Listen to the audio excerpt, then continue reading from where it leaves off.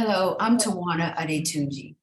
The legality of abortions through Roe v. Wade made me think that having an abortion would not affect my future. I am sad that two of my children are not with us today. However, I am thankful that the false sense of safety and demeaning of human life garnered by the 1973 decision of Roe v. Wade has finally ended. The week before I graduated high school, I discovered I was pregnant. I had heard that some of my classmates had abortions at a local clinic.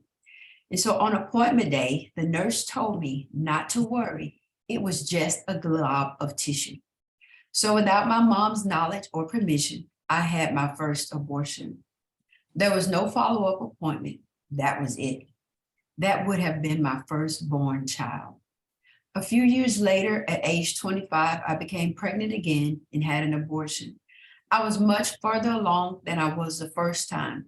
I was still assured not to worry. It was just a glob of tissue. This time, I walked out of the clinic very differently. I was in excruciating pain. The bleeding would not stop, and it went on for 6 weeks. Who could I tell? I felt ashamed, embarrassed, and guilty about my decision. I called the clinic and they told me to return. They examined me and stated that they had the pieces of the baby on the inside of me. With tears streaming down my face, looking up at the ceiling, I sobbed as I heard the familiar suction noise while I played back what they discovered, that pieces of the baby were left inside of me. What about the glob of tissue, I thought? Well, it wasn't a glob of tissue.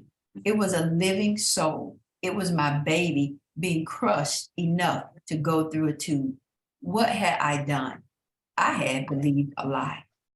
So for years, I went through cycles of depression, mental anguish, and excessive grieving for children that I lost through abortion. Their lives should have mattered more, as well as the over 64 million others lost since Roe v. Wade. My consolation today is seeing children who were once destined to die have the opportunity to live, and seeing women protected from the trauma of abortion. I pray and share my story in hopes that each state will take steps to protect women from the trauma of abortion.